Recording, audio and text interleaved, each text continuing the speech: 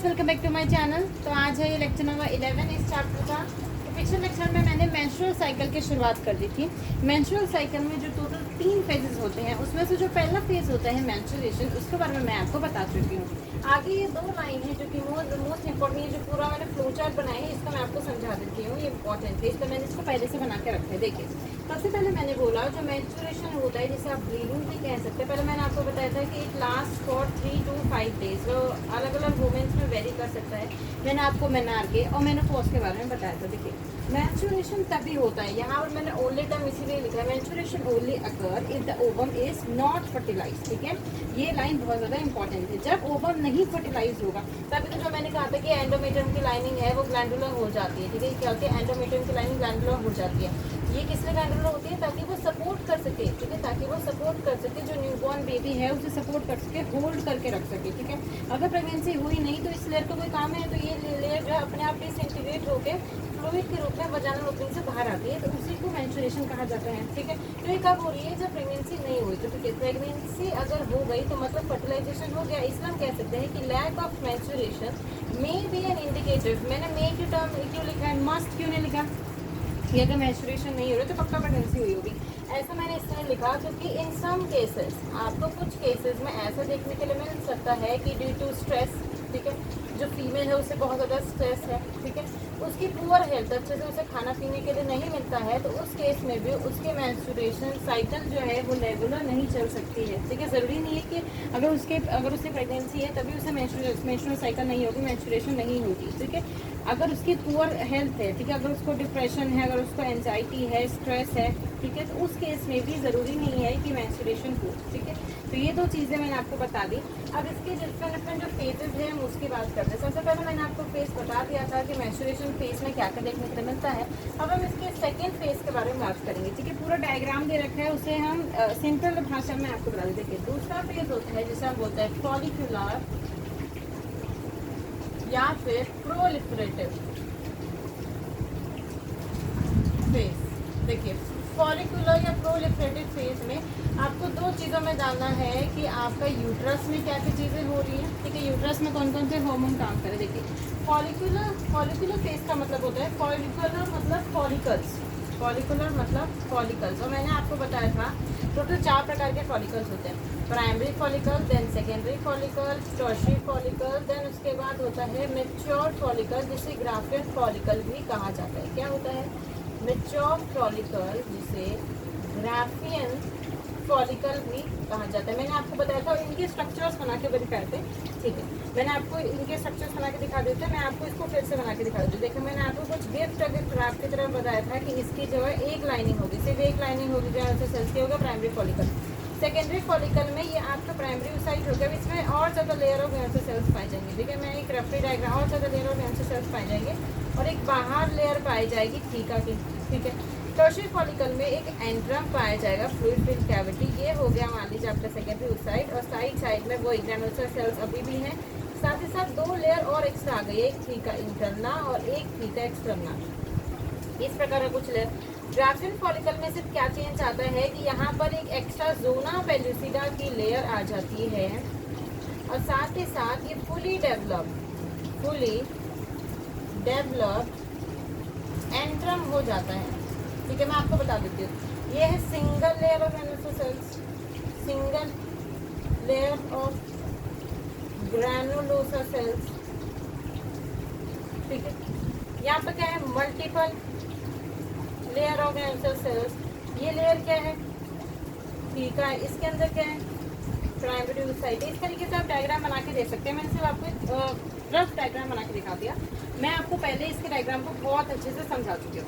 मैंने आपको बताया था कि जैसे जैसे फर्दर फॉलिकल्स डेवलप, अब देखिए, इन फॉलिकल्स के बनने को कौन इन्फ्लुएंस करेगा, ये इन फॉलिकल्स जो बन रहे हैं इनको कौन इन्फ्लुएंस करेगा, एक हार्मोन है जिसे कहा जाता है FSH। ठीक है, इसकी फुल फॉर्म ही होती है फॉलिकल स्टिमुलेटिंग हार्मोन। तो मैं आपको कहूँ, आपसे कोई पूछे कि जो फॉलिकल्स बन रहे हैं प्राइमरी से सेकेंडरी से टर्शियरी से ग्राफियन या फिर मैच्योर फॉलिकल्स, उसे इन्फ्लुएंस कौन कर रहा है, उन्हें बनाने में हेल्प कौन कर रहा है, वो FSH हेल्प करेगा। यानी कि अगर FSH है तो आपके फॉलिकल्स प्राइमरी से सेकेंडरी से टर्शियरी में चेंज होते जाएंगे। अगर FSH नहीं है तो वो चेंज नहीं हो पाएंगे। उसी के साथ साथ मैंने आपको कहा था कि जो ग्रैनुलोसा सेल्स होती हैं, जो ग्रैनुलोसा सेल्स होती हैं वो ईस्ट्रोजन सीक्रेट करती है। क्या सीक्रेट करती हैं? ईस्ट्रोजन सीक्रेट करती है। ठीक है, अब देखिए फॉलिकुलर फेज को आपको सिंपली ये समझना है कि फॉलिकुलर फेज में आपका जो ओवरी है, ओवरी के अंदर क्या क्या इवेंट्स देखने के लिए मिल रहे हैं। तो फॉलिकुलर फेज में प्राइमरी से सेकेंडरी, फिर टर्शरी, फिर मैच्योर फॉलिकल्स के अंदर आपकी ओवरी के अंदर चेंज हो रहे हैं। मतलब क्या है, आपकी ओवरी है, ओवरी के पेरिफेरल रीजन में प्राइमरी से सेकेंडरी, सेकेंडरी से टर्शरी और टर्शरी से मैच्योर फॉलिकल चेंज हो रहा है और साथ ही साथ बहुत ज़्यादा अमाउंट में ईस्ट्रोजन को निकालते जा रहे हैं। ठीक है, अब देखिए पिट्यूटरी में क्या हो रहा है, मैंने आपको बताया कि आपको दो इवेंट्स देखने हैं कि यूट्रस में क्या क्या चीज़ें, तो मैं इसको आप इस तरीके से बना कर दिखाती हूँ कि यूट्रस में क्या क्या चीज़ें आपको देखने के लिए मिल रही है और पिट्यूटरी में। अब आप बताइए, जैसे अगर मैं पिट्यूटरी की बात करती हूँ, ठीक है, कि पिट्यूटरी में क्या क्या देखने के लिए मिलता है, तो आपको मैंने बताया कि पिट्यूटरी के दो हार्मोन होते हैं, एक LH होगा और एक FSH होगा। ठीक है, उसके बाद आपके यूट्रस के अंदर, सॉरी आपके ओवरी के अंदर क्या क्या चीज़ें देखने के लिए मिलती है। देखिए ओवरी के अंदर क्या होगा कि ये ओवरी का, ये ओवरी बनाते हैं, ये मेडुला रीजन है, पेरिफेरल रीजन है। तो यहाँ पर आपका primary follicle, then secondary, tertiary, graafian, इस तरीके से यहाँ पर डेवलपमेंट देखने के लिए मिल रही है। ये हो गया प्राइमरी फॉलिकल, ये हो गया सेकेंडरी फॉलिकल, ये हो गया एंट्रम, इस तरीके से कुछ डेवलपमेंट देखने के लिए मिल रही है। ठीक है, प्राइमरी, सेकेंडरी, टर्शरी किसके इन्फ्लुएंस में? FSH के इन्फ्लुएंस में ही देखने के लिए मिल रहा है। तो मतलब FSH की वैल्यू क्या होनी चाहिए? ज़्यादा होनी चाहिए जब इनकी डेवलपमेंट देखने के लिए मिल रही है। साथ ही साथ ये क्या करेंगे, ईस्ट्रोजन को सीक्रेट करेंगे। फिर क्या होगा, इस तरीके से आपको पता होना चाहिए कि जैसे मेंस्ट्रुएशन हुई फर्स्ट से 3 to 5 डेज के लिए, फर्स्ट टू 5 डेज, 5 से आपका 13 डेज तक आपका फॉलिकुलर फेज चलता है, जिसमें आपके ओवरी, आपको जो फॉलिकल्स हैं उनकी डेवलपमेंट हो रही है, वो साथ ही साथ ईस्ट्रोजन निकालते जा रहे हैं। मैंने आपको क्या कहा था कि जैसे ही ओव्यूलेशन वाला फेज आएगा तो LH की भी मात्रा बहुत ज़्यादा होगी, FSH की मात्रा भी बहुत ज़्यादा होगी और उसी के साथ साथ एक और हार्मोन बहुत ज़्यादा होगा जो होगा ईस्ट्रोजन। पर यहाँ पर आपको LH का सर्ज देखने के लिए मिलेगा, जिससे ओव्यूलेशन प्रोसेस होगी, जिससे सेकेंडरी oocyte रिलीज हो जाएगा। क्या रिलीज हो जाएगा? सेकेंडरी oocyte रिलीज हो जाएगा। ये आपको फॉलिकुलर या प्रोलिफरेटिव। अब देखिए फॉलिकुलर का आपको मतलब समझ में आया कि प्राइमरी से सेकेंडरी, सेकेंडरी से टर्शरी, इन सब चीज़ों में चेंज होना। अब प्रोलिफरेटिव का मतलब क्या? देखिए मैंने आपको क्या कहा कि जो मेंस्ट्रुएशन फेज है, जो मेंस्ट्रुएशन फेज है वो लगभग आप मान लीजिए 1 से 5 दिन तक चलेगा। ठीक है, उससे क्या हो रहा है, जैसे मैंने आपको बनाया कि मान लीजिए ये आपके एंडोमीट्रियम है, एंडोमीट्रियम इस तरीके से ग्लैंडुला हो चुकी है। ठीक है, ग्लैंडुला हो चुकी है ताकि यहाँ पर इम्प्लांटेशन हो जाए। पर यहाँ क्योंकि प्रेगनेंसी नहीं तो इम्प्लांटेशन नहीं होने के कारण ये ऐसे डिसइंटीग्रेट हो जाएगी, ऐसे टूट फूट जाएगी। जैसे ही टूट जाएगी तो फ्लूइड के रूप में डिस्चार्ज निकलेगा। ठीक है, फ्लूइड के रूप में ऐसे डिस्चार्ज निकलने लग जाएगा। ठीक है, डिस्चार्ज निकला, अब ये लेयर तो टूटी फूटी हो गई है, अब इस लेयर को फिर से भी तो बनना पड़ेगा। मैंने आपको बोला कि मेंस्ट्रुएशन एक प्रकार की साइकिल है, वो ऑनगोइंग चलती रहती है, हर महीने वो अपने आप को प्रिपेयर करती है टू सपोर्ट द बेबी। अब देखिए मान लीजिए कि नेक्स्ट मेंस्ट्रुएशन, यहाँ पर देखिए मैंने आपको कैसे बताया, मान लीजिए ये आपका नेक्स्ट मेंस्ट्रुएशन है, मान लीजिए जनवरी का मेंस्ट्रुएशन था, वो खत्म हो गया। अब फरवरी का मेंस्ट्रुएशन शुरू हो गया, 1 to 5 डेज, मान लीजिए 1 to 5 डेज मेंस्ट्रुएशन चला। देखिए यहाँ पर काटपीट हो चुकी है। ठीक है, अच्छे से मेंस्ट्रुएशन की जो लेयर है वो ब्रेक डाउन हो चुकी है, उसके काटपीट हो चुके हैं। अब उस लेयर को वापस से भी तो ग्लैंडुला करना पड़ेगा। अगर मान लीजिए फरवरी को स्पर्म का कॉन्टैक्ट आ गया तब तो बेबी को सपोर्ट करने के लिए एंडोमीट्रियम को थिकन तो करना पड़ेगा। तो इसीलिए प्रोलिफरेटिव फेज होता है, जिसमें जो आपकी एंडोमीट्रियम धीरे धीरे पहले छोटी बनेगी, फिर उसके बाद थोड़ी और ज़्यादा ग्लैंडुला होगी, फिर इसमें क्या हो जाएंगे, ब्लड वेसल्स आने शुरू हो जाएंगे। इस तरीके से ब्लड वेसल्स इसमें शुरू हो जाएंगे और फिर एकदम ग्लैंडुला हो जाएगी। तो ये होता है पूरा प्रोलिफरेटिव फेज। और ये किसके इन्फ्लुएंस में हो रहा होता है, इस चीज़ के बारे में भी आपको पता होना चाहिए कि ये सब चीज़ें किसके इन्फ्लुएंस में चल रही है। तो ये सब चीज़ें चल रही होती है प्रोजेस्टेरॉन के इन्फ्लुएंस में, जो सीक्रेट करता है कॉर्पस लूटियम। कौन सीक्रेट करता है? Corpus luteum. थर्ड फेज क्या होता है? थर्ड फेज होता है लूटियल फेज या फिर सिक्रेटरी फेज। लूटियल फेज में आपका कॉर्पस लूटियम बन जाता है। ठीक है, कॉर्पस लूटियम प्रोजेस्टेरॉन निकालने लगता है और साथ ही साथ आपकी जो एंडोमीट्रियम की लाइनिंग है वो सिक्रेटरी हो जाती है, उसके अंदर ब्लड वेसल्स वगैरह आ जाते हैं। फिर क्या होगा, देखिए न्यूक्लियर फेज रहेगा, कॉर्पस ल्यूटियम रहेगा। अराउंड 28 से 29 डेज की साइकिल होती है, तब तक आपका कॉर्पस ल्यूटियम एंडोमेट्रियम बहुत ज़्यादा थिक हो चुका है कि जैसे ही आपको फर्टिलाइजेशन होगा वो बेबी को सपोर्ट कर सके। तो मान लीजिए फर्टिलाइजेशन नहीं हुआ, उसकी तो 14 डेज की लाइफ साइकिल होती है। फिर जैसे ही कॉर्पस ल्यूटियम डिसइंटीग्रेट हो जाएगा, तो कॉर्पस ल्यूटियम की डिसइंटीग्रेट होते ही जो वो प्रोजेस्टेरॉन निकालना था, प्रोजेस्टेरॉन जो वो निकाल रहा था वो अपने आप बंद हो जाएगा, जिसकी वजह से ये जो एंडोमेट्रियम बनी थी ये डिसइंटीग्रेट होनी शुरू हो जाएगी और वापस से नेक्स्ट मेंस्ट्रुएशन शुरू हो जाएगा। ठीक है, वापस से क्या शुरू हो जाएगा, नेक्स्ट मेंस्ट्रुएशन शुरू हो जाएगा। मतलब क्या है, मैं आपको सिंपल भाषा में समझाती हूँ कि क्या देखने को मिलेगा। देखिए, सबसे पहले आपको क्या देखने को मिलेगा, सबसे पहले मेंस्ट्रुएशन होगी। ठीक है, मेंस्ट्रुएशन हुई, ठीक है, मेंस्ट्रुएशन हुई। मेंस्ट्रुएशन होने के बाद क्या होगा, एफएसएच की मात्रा बढ़ती जाएगी, एफएसएच की मात्रा बढ़ती जाएगी, जिसकी वजह से क्या होगा, फॉलिकुलर डेवलपमेंट देखने के लिए मिलेगा। आप देखिए, आप कुछ पूछेगा कि फॉलिकुलर डेवलपमेंट यानी कि प्राइमरी से सेकेंडरी, सेकेंडरी से टर्शियरी, इनका डेवलपमेंट, ये साइड बाय साइड क्या चीज़ निकाल रहे होंगे, ईस्ट्रोजन निकाल रहे होंगे। ठीक है, अब देखिए, आपकी जो एंडोमेट्रियम है अब उसे भी बनना है। एंडोमेट्रियम जो है थोड़ी बहुत बननी शुरू हो जाएगी ईस्ट्रोजन की इन्फ्लुएंस में, पर आपको ये चीज़ पता होनी चाहिए कि उसे मेंटेन करके कौन रखता है। जैसे मैंने बोला, एंडोमेट्रियम जब 28 से 29 डे आया तो एंडोमेट्रियम एकदम प्रॉपर बन चुकी थी, उसे बनाए रखने के लिए कॉर्पस ल्यूटियम का काम होता है। ठीक है, मैंने आपको बताया कि कॉर्पस ल्यूटियम की लाइफ साइकिल ही जब 14 दिन की होती है तो 14 दिन तक वो वेट करेगा। अगर फर्टिलाइजेशन नहीं हुई तो अपने आप ये डीजेनरेट हो जाएगा। अगर ये डीजेनरेट हो गया तो इसके द्वारा निकाले जाने वाला जो प्रोजेस्टेरॉन हो जाएगा उसकी मात्रा अपने आप घट जाएगी, जिसकी वजह से एंडोमेट्रियम की जो लाइनिंग थी वो टूटने लग जाएगी और नेक्स्ट साइकिल फिर से बिगिन हो जाएगी। ठीक है, ये चीज़ मैंने यहाँ पर ख़त्म कर दिया। आपको ये चीज़ अगर समझ में नहीं आई हो तो आप इसको वापस से रिप्ले करके देख सकते हैं। ठीक है, अब हम नेक्स्ट टॉपिक पे चलते हैं कि नेक्स्ट टॉपिक का क्या मतलब। सबसे पहले मैं फिर से आपको ऑर्डर समझा देती हूँ। मैंने आपको बताया था शुरुआत में कि सबसे पहले गैमेटोजेनेसिस होता है। ठीक है, गैमेटोजेनेसिस में दो प्रोसेस होती है, एक होता है स्पर्मेटोजेनेसिस, ठीक है, दूसरा होता है oogenesis। ठीक है, उसके बाद नेक्स्ट प्रोसेस होती है इंसेमिनेशन। ठीक है, इंसेमिनेशन के बाद होता है फर्टिलाइजेशन, फर्टिलाइजेशन के बाद होता है इम्प्लांटेशन, इम्प्लांटेशन के बाद क्या होता है जेस्टेशन, जेस्टेशन के बाद क्या होता है पार्चुरेशन, पार्चुरेशन के बाद क्या होगा लैक्टेशन। अब देखिए, हम गैमेटोजेनेसिस को कवर कर चुके हैं, इंसेमिनेशन को कवर कर चुके हैं, अब हम आगे हैं फर्टिलाइजेशन पे। ठीक है, फर्टिलाइजेशन वाली प्रोसेस पे अब हमें फर्टिलाइजेशन को और डिटेल में जानना है। चीज़ समझ में आती है तो हम स्टार्ट करेंगे विद द नेक्स्ट टॉपिक। अब हम स्टार्ट करेंगे विद द नेक्स्ट टॉपिक जो है फर्टिलाइजेशन की। फर्टिलाइजेशन का मतलब क्या होता है। ठीक है, तो फर्टिलाइजेशन शुरुआत करते हैं। सबसे पहले मैं पूरा फ्लो बताऊंगी कि इंसेमिनेशन में किस तरीके से आपका स्पर्म जो है वो फीमेल जेनिटल ट्रैक्ट तक पहुँचे। देखिए, मैं फर्टिलाइजेशन से शुरुआत करी। मैंने आपको बताया था कि इस प्रकार से आपका जो है, देखिए इस प्रकार से आपको कुछ यूट्रस देखने के लिए मिलता है। ठीक है, इस प्रकार का ये आपका हो गया इनफंटिबुलम, इस प्रकार का आपका यूट्रस होता है। ये हो गया आपका नैरो सर्विक्स, तो यहाँ पर हो गया वजाइना। ठीक है, इस प्रकार से कुछ स्ट्रक्चर मान लीजिए। ठीक है, ऐसे कर लीजिए, ये हो गया आपका नैरो सर्विक्स और इस तरीके से मान लीजिए वजाइना।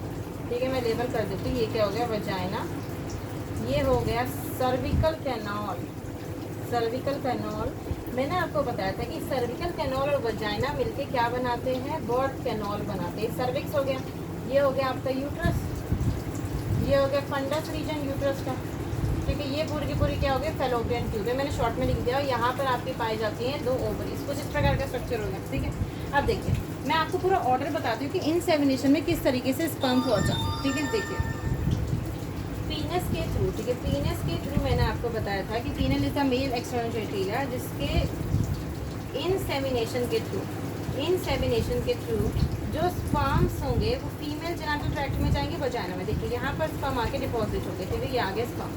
ठीक है, आ गया स्पर्म। अब देखिए क्या होगा, अब हम स्पर्म्स की मूवमेंट शुरू करेंगे। सबसे पहले यहाँ से स्पर्म जाएंगे सर्विक्स रीजन से। ठीक है, सर्विक्स रीजन से होते हुए ये सर्विक्स रीजन से गए, सर्विक्स रीजन के बाद यहाँ पर कहीं इम्प्लांटेशन हो रहा है। यहाँ पर देखिए, यहाँ से निकला होगा सेकेंडरी ओसाइट, सेकेंडरी ओसाइट को किसने ले लिया होगा, इसकी जो फिम्बरी है इसने कलेक्ट कर लिया होगा। यहाँ से ये एम्पुला रीजन में पहुँच चुका है, एम्पुला रीजन में पहुँच चुका है। अब ये स्पर्म्स यहाँ से ट्रैवल करते हुए यहाँ पर आएगा, यहाँ पर फर्टिलाइजेशन की प्रोसेस हो जाएगी। तो आपसे अगर पूछे कि स्पर्म किस तरीके से, ये ठीक बात है कि धीरे धीरे स्पर्म्स कम होते जाते हैं। पहले 200 से 300 मिलियन स्पर्म्स तो निकले, पर कुछ यहाँ पर ट्रैप हो गए, कुछ को यहाँ जाना था यहाँ चले गए, मतलब कि रास्ता घूम जाते हैं। पर आपको एक सिंपल ऑर्डर पता होना चाहिए कि पहले वजाइना में जाएंगे, वजाइना के बाद सर्विक्स पे जाएंगे, सर्विक्स के बाद कहाँ जाएंगे, एम्पुला रीजन में जाएंगे, और एम्पुला रीजन में जो एम्पुला रीजन होगा फैलोपियन ट्यूब का, वहाँ पर जाने के बाद फर्टिलाइजेशन प्रोसेस जो है कंप्लीट हो जाएगी। अब देखिए, आपको एक लाइन लिखनी है कि मैंने आपको बता दिया ऑर्डर कि किस तरीके से आपका बन जाएगा। अब आप ये लिखिए कि fertilisation is only occur, fertilisation तभी होगी, fertilisation process only occur if the ovum and sperm, if the ovum and sperm released simultaneously, मतलब क्या, एक के बाद एक, क्योंकि उन दोनों की लाइफ साइकिल, मतलब कि उन दोनों का जो लाइफ स्पेन है वो ज़्यादा नहीं, एक के बाद एक उन दोनों को रिलीज होना पड़ेगा ताकि वो फर्टिलाइजेशन प्रोसेस को कंप्लीट कर सके टू द एम्पुलरी रीजन। इसीलिए ये लाइन बोली जाती है कि that's why all populations does not lead to pregnancy, इसलिए ये लाइन लिखी जाती है। दैट्स वाई आप लिख के कर सकते हैं, दैट्स वाई। देखिए मैंने आपको क्या बोला, मैंने पहले आपको बताया कि स्पर्म्स को पहले सर्विक्स, फिर वजाइना, फिर यूट्रस, फिर होते हुए फिर एम्पुलरी रीजन पे जाना पड़ेगा फैलोपियन ट्यूब के। तो आपको ये चीज़ लिखनी है कि फर्टिलाइजेशन किस कंडीशन में होगी। देखिए फर्टिलाइजेशन तभी हो सकती है जब आपका ओवम और स्पर्म साइमल्टेनियसली रिलीज हो in on the ampullary region. जो एम्पुलरी रीजन आपको पता है कि ओवम ज़्यादा दिन नहीं 3 दिन जी सकता है, स्पर्म की जो है आई थिंक 1 या 2 दिन होती है, या आप इस तरीके से लाइफ स्पैन को आप सर्च कर सकते हैं। तो इनकी लाइफ स्पैन बहुत कम होती है, तो इसलिए इनको साइमल्टेनियसली रिलीज होना पड़ेगा, ओवम और स्पर्म को साइमल्टेनियसली रिलीज होना पड़ेगा, तभी जाके प्रेगनेंसी हो सकती है, वरना प्रेगनेंसी नहीं हो पाएगी। इसलिए ये लाइन बोली जाती है कि यही रीज़न है कि all population does not lead to pregnancy. ठीक है, all population does not lead to pregnancy. अब देखिए फर्टिलाइजेशन का मतलब क्या होता है, मैं आपको पहले ये चीज़ समझ में आ गई कि ये लाइन मैंने क्यों लिखी। देखिए फर्टिलाइजेशन का मतलब क्या होता है, फर्टिलाइजेशन का मतलब होता है fusion of male and female gamete, male और फीमेल गैमेट के फ्यूजन को, मेल और फीमेल गैमेट के फ्यूजन को ही क्या बोला जाता है, फर्टिलाइजेशन बोला जाता है। क्या बोला जाता है, फर्टिलाइजेशन बोला जाता है। अब देखिए ओवम का मैंने आपको स्ट्रक्चर देखना होगा कि ओवम का स्ट्रक्चर किस तरीके से दिखता है। आपको 3.10, ठीक है 3.10 ये फिगर दे रखा है एनसीईआरटी में, उसको आप अच्छे से देखिएगा। सबसे पहले मैंने आपको बताया था कि जैसे ये सेकेंडरी ओसाइट है, ये ले लीजिए, ये सेकेंडरी ओसाइट हो गया, ठीक है सेकेंडरी ओसाइट हो गया। सेकेंडरी ओसाइट के बाहर ये लेयर पाई जा रही थी, मैंने आपको पहले ही बताया था, जोना पेल्यूसिडा। अब देखिए क्या होता है, आपका जो स्पर्म होता है, sperm come in contact with zona pellucida, sperm come in contact with zona pellucida, उसके बाद वो क्या करता है, induces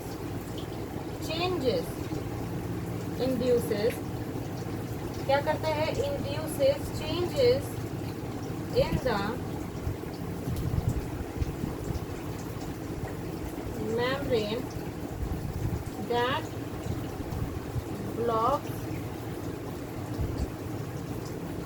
additional sperm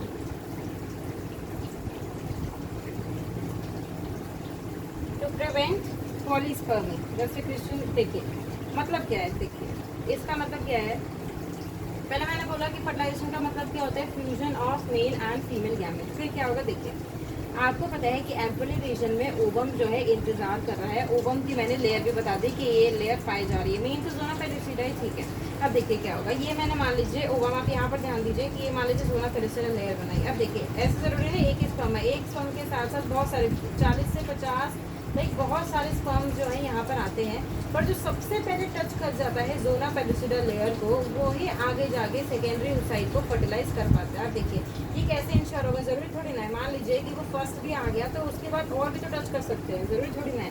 तो पॉलीस्पर्मी को कैसे रोक जाए, हम हमेशा यही चाहते हैं कि एक ही स्पर्म एक ही ओवम को कि एक ही स्पर्म एक ही ओवम को फर्टिलाइज कर पाए, दो स्पर्म एक ओवम को नहीं करें। हम चाहते हैं कि एक ही ओवम एक ही स्पर्म को फर्टिलाइज करे। तो देखिए कि वो कैसे होगा। Sperm come in contact with the zona pellucida layer, जो स्पर्म सबसे पहले टच करेगा ज़ोना पेलुसिडा लेयर को, वो क्या करेगा, जैसे ये ज़ोना पेलुसिडा लेयर है, इसमें कुछ चेंजेस लेके आएगा, ठीक है, कुछ चेंजेस लेके आएगा। वो चेंजेस के बारे में आपको इतना डिटेल में नहीं जाना है, वो कुछ चेंजेस लेके आएगा। जैसे मान लीजिए, लेट्स टेक एन एग्जांपल कि ये ज़ोना पेलुसिडा के लेयर है, ठीक है, ज़ोना पेलुसिडा की लेयर है। यहाँ पर मान लीजिए कि एक वॉचमैन खड़ा था, वो वॉचमैन ये देख रहा था कि अंदर मान लीजिए रानी जी बैठी है, सेकेंडरी साइड बैठा है, यहाँ से स्पर्म आया, ठीक है। इस स्पर्म ने क्या किया, इसको बोला, इसको मान लीजिए रिश्वत दी 50,000 की, बोला कि अब मैं आ चुका हूँ, मैं इसको फर्टिलाइज करूँगा और कोई एडिशनल स्पर्म अंदर नहीं आना चाहिए। तो देखिए ये अंदर चला गया, ठीक है, अंदर चला गया। अब जब दूसरा स्पर्म आएगा, दूसरा स्पर्म इसको कितना भी पैसे देख ले, ये ईमानदार है, कितना भी पैसा देख ले, कितना भी पैसे दे ले, अभी इस लेयर को क्रॉस करके अंदर नहीं जा सकते। तो उसी प्रकार कुछ देखने के लिए मिलता है कि ये जो स्पर्म सबसे पहले टच करता है ज़ोना पेलुसिडा के लेयर को, वो कुछ ऐसे चेंजेस कर देता है उस ज़ोना पेलुसिडा के लेयर में, जिसकी वजह से एडिशनल स्पर्म फिर उस ज़ोना पेलुसिडा लेयर को टच नहीं कर सकते और फिर उस ओवम को भी अल्टीमेटली फर्टिलाइज नहीं कर सकते। इससे ये इंश्योर होता है कि एक ही स्पर्म एक ही ओवम को क्या कर सके, फर्टिलाइज कर सके। अब देखिए ये जो समझ में आती है। अब देखिए मैंने आपको बताया था कि स्पर्म के सिर की तरफ, स्पर्म के सिर में कैप लाइक स्ट्रक्चर प्रेजेंट होता है जिसको एक्रोसोम कहते हैं। क्या कहते हैं, एक्रोसोम कहते हैं। एक्रोसोम के क्या काम करता है, एक्रोसोम का काम होता है, एक्रोसोम हेल्प द स्पर्म, ठीक है, एक्रोसोम का क्या काम होता है, acrosome help the sperm entered into the cytoplasm of ovum, ठीक है, थ्रू ज़ोना। मैंने आपको बताया था कि जो एक्रोसोम होते हैं, acrosome is failed with enzyme, certain enzymes होते हैं जो कि फर्टिलाइजेशन ऑफ द ओवम में हेल्प करते हैं। जैसे उसमें कुछ स्पर्म लाइसेंस प्रेजेंट होंगे, वो स्पर्म लाइसेंस क्या करेंगे, पहले ज़ोना पेलुसिडा को तोड़ेंगे, फिर कोरोना रेडिएटर को तोड़ा, फिर ज़ोना पेलुसिडा को तोड़ा। इस प्रकार से हर एक लेयर को तोड़ते हुए वो साइटोप्लाज्म ऑफ द ओवम में एंटर कर जाएंगे। तो आपसे कोई पूछे कि कौन सा ऐसा है, देखिए कौन सी ऐसी चीज़ है जो कि हेल्प करती है आपके स्पर्म को to enter into the cytoplasm of the ovum, तो वो कौन हेल्प करता है, एक्रोसोम। अल्टीमेटली को किसका हेल्प करना है, एक्रोसोम हेल्प करना है। कैप लाइक स्ट्रक्चर में प्रेजेंट होता है एक्रोसोम। और गोल्जी बॉडी का एक मॉडिफिकेशन है, उसके अंदर एंजाइम्स से फिल होता है, जिसके अंदर स्पर्म लाइसेंस प्रेजेंट होते हैं जो कि फर्टिलाइजेशन ऑफ द ओवम में अल्टीमेटली क्या करते हैं, हेल्प करते हैं। ये समझ में आती है, ठीक है। अब देखिए इतने समझ में आ गया। इसके बाद आपको इम्प्लांटेशन के बारे में जानना है, आपको सेक्स डिटर्मिनेशन के बारे में, ठीक है, किसके बारे में, सेक्स डिटर्मिनेशन के बारे में जानना है कि जैसे फीमेल है, जैसे ये हो गई फीमेल, ठीक है, ये हो गया मेल। तो देखिए आपको बताया कि फीमेल के अंदर एक्स क्रोमोसोम होते हैं और मेल के अंदर XY क्रोमोसोम होते हैं। मतलब क्या है कि कैसे गर्ल चाइल्ड होगी, कैसे गर्ल चाइल्ड होगी और कैसे बॉय चाइल्ड होगा, वो किस पे डिपेंड करता है, वो फादर पे डिपेंड करता है। The sex of the child, the sex of the child depends on father, कि फादर से कौन सा क्रोमोसोम आया। जैसे मान लीजिए गर्ल है, ठीक है, गर्ल, जैसे मान लीजिए कि मदर से आया X क्रोमोसोम और फादर से आया X क्रोमोसोम, तो ये बन जाएगी गर्ल। मान लीजिए मदर से आया X क्रोमोसोम और फादर से आया Y क्रोमोसोम, तो ये क्या बन जाएगा, बॉय बन जाएगा। देखिए मदर से तो सेम ही आ रहा है ना, मदर से गर्ल के केस में भी X आया, बॉय के केस में भी X आया। कौन डिटरमाइन कर रहा है कि गर्ल हो रहा है या बॉय हो रहा है, वो कौन डिटरमाइन कर रहा है, फादर डिटरमाइन कर रहा है। अगर X गया तो गर्ल हो गई, Y गया तो बॉय हो गई। अगर आपसे कोई पूछे कि गर्ल या बॉय चाइल्ड होने की, गर्ल या बॉय चाइल्ड होने की कितनी प्रोबेबिलिटी होती है, कितनी प्रोबेबिलिटी होती है, तो आप बोलोगे 50-50%। जरूरी थोड़ा ना ये क्या होती है, 50-50% होती है, 50-50% होती है। गर्ल चाइल्ड भी हो सकता है, बॉय चाइल्ड होता है, डिपेंडिंग अपॉन द कि X क्रोमोसोम आया है या Y क्रोमोसोम आया है। इतना ही था आपका सेक्स डिटर्मिनेशन वाला पार्ट। देखिए हमने फर्टिलाइजेशन वाले पार्ट को बहुत डिटेल में कवर कर दिया है। 3.10 वाली जो डायग्राम है उसको आप बहुत अच्छे से देख लीजिएगा, ठीक है। तो अब हम मिलेंगे आपको लेक्चर नंबर 12 में। लेक्चर नंबर 12 में मेरे को आपको बताना है कि सेकेंड मियोसिस कैसे कंप्लीट हुई। ये तो मैंने फर्टिलाइजेशन की बात करी, सेक्स डिटर्मिनेशन की बात करी। नेक्स्ट लेक्चर में बात करेंगे कि सेकेंड मियोसिस कैसे कंप्लीट होगी, आगे जाके जाइगोट की फॉर्मेशन, फिर एम्ब्रियो की फॉर्मेशन, पार्चुरेशन, लैक्टेशन, ये सब प्रोसेस कैसे होंगी। तो मिलेंगे आपसे नेक्स्ट लेक्चर में। Thank you. Subscribe to my channel, share करें, सब्सक्राइब करें।